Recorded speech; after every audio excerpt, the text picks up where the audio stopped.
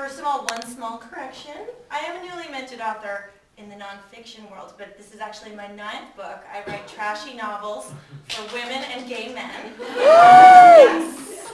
So this is the first one of true stories, although it's a little bit stranger than fiction. I grew up in New York, and I don't show of hands, who's seen Black Swan? Twice. Okay. All right. Yes. Okay. So another stranger than fiction thing. They are 10 times more batshit crazy than that movie. I know this because my mother went to School of American Ballet, which is the feeder school to New York City Ballet. And in the 70s, when I grew up, they didn't have dorms. And so a lot of people who were these gifted dancers couldn't matriculate and because they couldn't afford the real estate in New York. So my family took them in. So I literally spent my whole childhood in New York with a batshit fucking crazy Rexy ass, Rexy fur covered ballerina apeshit maniac, puking up the lunch. This was my babysitters. I had this revolving door of Scalators who took care of us, even though they couldn't even take care of themselves. But so my first one, who was with us for I think 3 years, was Anne from Liverpool. And she had this beautiful voice and this beautiful accent. She was black with like huge Diana Ross hair. And my brother and I were obsessed with black dresses because she had that Angela Bassett voice when she would read us our stories. And we were so into her, except that she was so whack job about this eating disorder that she would eat a carrot and then like go to the sauna for 7 hours to sweat it off. So we brought her skiing with us to Idaho, and she was like literally this dot on the whole like white Aryan Nation mountain. And we would ski down the hill, and we come down to the bottom, and there's this sign that says, "Compliments, call 911, call for the hospital because your babysitter's basically dead." So we get there, and she's on with like tubes, everything. Sorry, it's not funny. Because she tried to sweat off like her jicama stick, okay? And she was literally spatulaed off the floor of the sauna and brought to like the thing that they call a hospital, which is called the Molly Scott Clinic, which is where you go if you want to die. So they, bring her back to New York. She's literally like one step from a toe tag in a body bag, but we made it back to New York. And then the next thing we know, my dad, it was like one problem after another. My dad was in advertising, and he had all these like red state rectangle clients, like Purina Cat Chow from Missouri or whatever the fuck. It should be called Misery. And he was in this meeting with this guy who I think was literally wearing like a bolo tie. And my dad's secretary comes in, and she's like, "There's a phone call, it's your babysitter." And he's like, "I gotta take this, I'm so sorry." And he gets on the phone, and it's Anne, and she's like, "The painter's trying to rape me." And he's like, "What?" And she's like, "The painter's trying to rape me." And he said, "Where are you?" And she's like, "I'm in the kitchen with a carving knife." So he's like, "Ugh." So he goes back into the client, who's like this huge, Purina fucking cat chow. And he's like, "I'm so mortified, I've gotta go, my painter is raping my babysitter." And the guy's like, "Only in New York."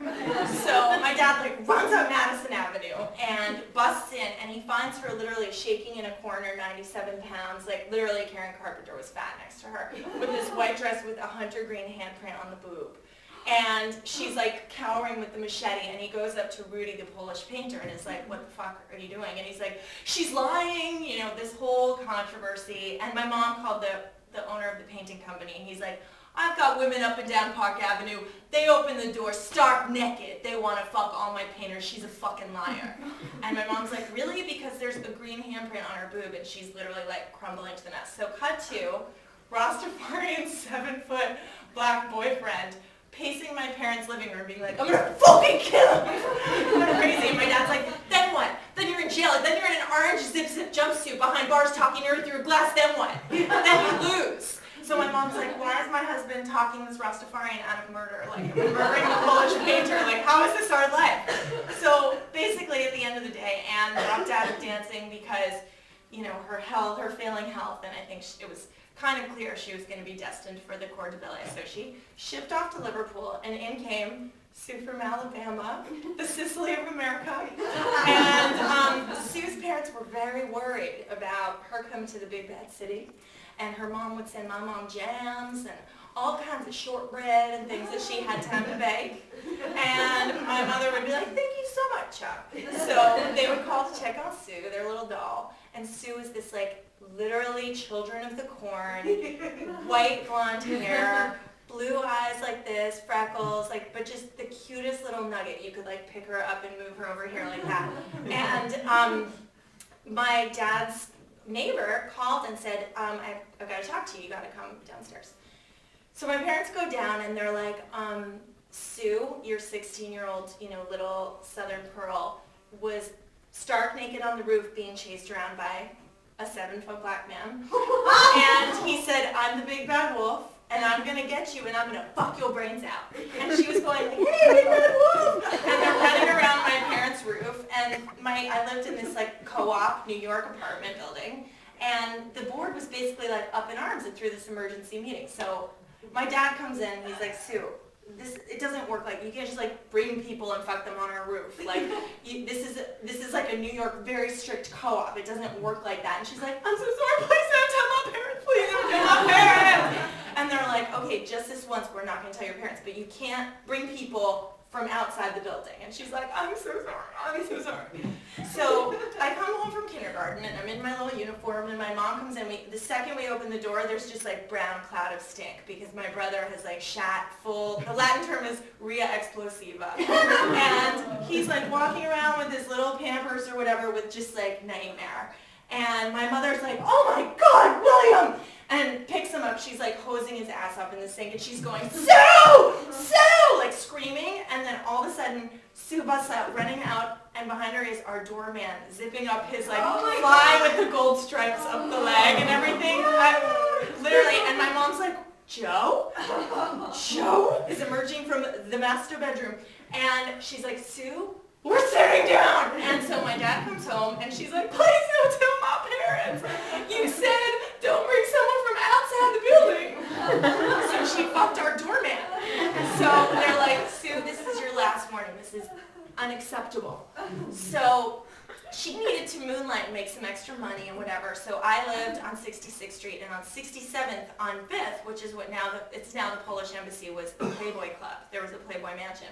So little did we know, she was moonlighting as a Playboy waitress / whore. Yeah. So one night she had a gig, and my parents kind of like dropped it on her last minute. We have this dinner party with a client, and we gotta go see it, and like left her with us with feety pajamas, and she's like, okay guys, we're gonna just put on our coats and you're coming with.